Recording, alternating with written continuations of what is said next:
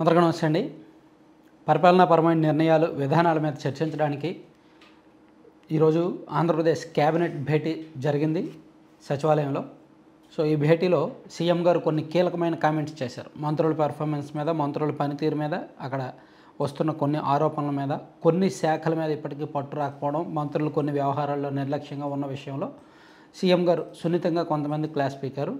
అయితే ముందుగా ఈ క్యాబినెట్ భేటీలో తీసుకున్న నిర్ణయాలు ఏమిటి అనేది మనం ఒకసారి చూసుకుంటే, ఎస్సీ వర్గీకరణ ముసాయిదా ఆర్డినెన్స్కి రాష్ట్ర మంత్రివర్గం ఆమోదం తెలిపిందనమాట. అలాగే 617 కోట్లతో ఇప్పుడు అక్కడ అమరావతిలో బిల్డింగ్స్ కడుతున్నారు కదా, సో దీనిలో 617 కోట్లతో అసెంబ్లీ భవనం నిర్మాణానికి, 786 కోట్లతో హైకోర్టు భవన నిర్మాణానికి కూడా క్యాబినెట్లో ఆమోదం తెలిపారు. నిర్మాణ పనులకు L1 బిడ్డర్కు అప్పగించాలని నిర్ణయించారు. L1 అంటే దీనిలో ఈ రెండిట్లో ఒకటేమో ఎన్సీసీకి వచ్చింది, ఒకటి ఎల్ఎన్టీ వాళ్ళకి వచ్చినట్టుంది. State centre for climate in cities వ్యవస్థల ఏర్పాటును ఆమోదించింది. పట్టణ ప్రాంతాల్లో వరద నిర్వహణకు సంబంధించి ప్రత్యేక వ్యవస్థ ఏర్పాటు చేయాలని, అలాగే state centre for climate city అంటే నగర ప్రాంతాల్లోనూ పట్టణ ప్రాంతాల్లోనూ ఆ క్లైమేట్ వాతావరణ మార్పులకు సంబంధించి ఒక సెంట్రలైజ్డ్ వ్యవస్థ అనమాట. అలాగే వరద నిర్వహణకు సంబంధించి ప్రత్యేకమైన వ్యవస్థలు ఏర్పాటు చేయాలని క్యాబినెట్లో కాస్త చర్చించి ఆమోదించారు. దీంతోపాటు విశాఖపట్నంలోని ఐటీ హిల్ 3 పైన టీసీఎస్కి 21.66 ఎకరాలు, ఉరుసా క్లస్టర్స్ ప్రైవేట్ లిమిటెడ్కి 3.5 ఎకరాలు కేటాయిస్తూ క్యాబినెట్లో నిర్ణయం తీసుకున్నారు. ఉరుసా క్లస్టర్కు కాపులుప్పాడలో 56 ఎకరాల భూమిని కేటాయించారంట. మరి ఈ ఉరుసా క్లస్టర్స్ అనేదానికి విశాఖపట్నంలోని ఐటీ హిల్లో 3.5 ఎకరాలు, అలాగే కాపులుప్పాడలో 56 ఎకరాల భూమి కేటాయించారు. ఇది ఎవరిదనేది చూడాలి. అలాగే బలిమెల, జ్వాలాపుట్ రిజర్వాయర్ల వద్ద చేపట్టాల్సిన హైడెల్ ప్రాజెక్టులకు సంబంధించిన నిర్మాణాలపై ఒడిశా పవర్ కన్సార్టియం కూడా రాష్ట్ర కేబినెట్ ఆమోదం తెలిపింది. 30 మెగావాట్ల సామర్థ్యంతో 2 హైడెల్ ప్రాజెక్టుల నిర్మాణం కోసం జలవనరుల శాఖ సిద్ధం చేసిన ప్రతిపాదనలకు కూడా ఈ కేబినెట్ ఆమోదం తెలిపింది. అలాగే వివిధ ప్రాంతాల్లో పవన విద్యుత్, సౌర విద్యుత్ ప్లాట్లు ఏర్పాటు చేయడానికి కూడా కేబినెట్ ఆమోదం తెలిపింది. ఇలా కొన్ని కీలకమైన నిర్ణయాలు తీసుకుంటూనే పరిపాలనా పరంగా ఇప్పుడు డిఎస్సి నోటిఫికేషన్ మీద కాస్త చర్చ వచ్చింది. ఇప్పటికే కొంత వ్యతిరేకత కనిపిస్తోంది. ఎక్కువ మంది ఎదురు చూస్తున్నారు. ఎమ్మెల్సీ ఎన్నికల తర్వాత అన్నాము, అది కాస్త మార్చి చివరి వారం అయింది, ఏప్రిల్ 1st వీక్ అయింది, ఏప్రిల్ 2nd వీక్ అయింది, ఇప్పుడు ఆల్మోస్ట్ 3rd వీక్ వచ్చేసింది. సో ఇప్పటికే లేట్ అయిందని చెప్పారు. దీనిలో త్వరలోనే డిఎస్సి నోటిఫికేషన్ జారీ చేస్తామని, అలాగే వచ్చే విద్యా సంవత్సరంలోగా పోస్టులు భర్తీ చేస్తామని మంత్రి నిమ్మల రామానాయుడు మీడియాకి చెప్పారు.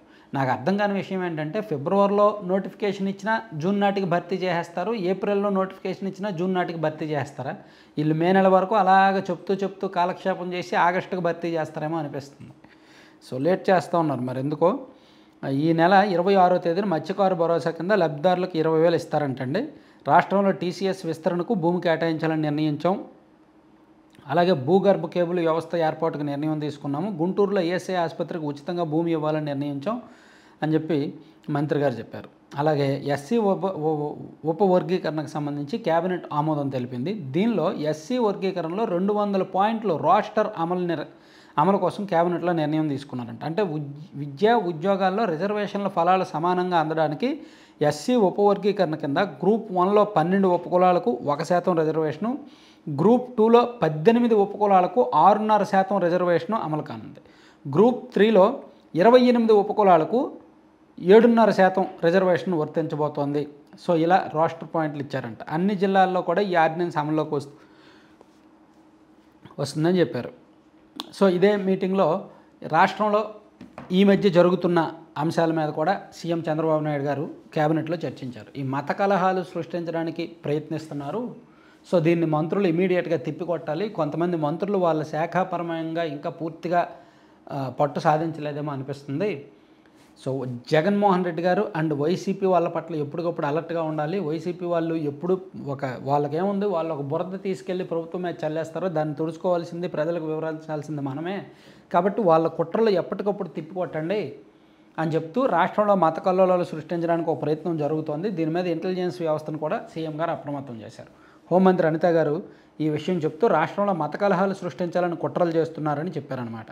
శాంతి భద్రతలకు భంగం కలిగించేందుకు అనేక కుయుక్తులు పన్నుతున్నారని, తితిదే చైర్మన్గా పనిచేసిన వ్యక్తి చాలా జాగ్రత్తగా మాట్లాడాలి, టీటీడీపై బురజల్లి ప్రభుత్వానికి చెడ్డ పేరు తేవాలని వైకాపా నేత భూమన కరుణాకర్ రెడ్డి ప్రయత్నిస్తున్నారు.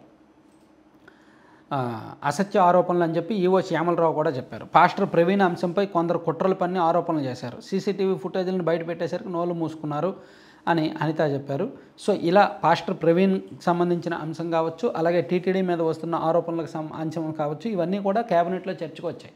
సో వీటిని కుట్రపూరితంగా వైసీపీ కుట్రపూరితంగా వ్యవహరించాలని చూస్తోంది, ఆలోచిస్తున్నారు. సోషల్ మీడియాలో వాళ్ళు ఒక వర్గాన్ని రెచ్చగొడుతున్నారు. సో అది జరగకుండా చాలా అలర్ట్గా ఉండాలని చెప్పి సీఎం గారు హెచ్చరించారన్నమాట. ఇదే సందర్భంలో కొంతమంది మంత్రుల పనితీరు, అవినీతి వ్యవహారాలు అవన్నీ ఆఫ్ ది రికార్డులో చర్చకు వచ్చాయి. సో వాటి పూర్తి సారాంశం అనేది పూర్తిగా తెలిసాక ఇంకోసారి నేను క్లియర్గా డీటెయిల్డ్గా మనకు కాసేపు అయ్యాక నైట్కి తెలుస్తుంది.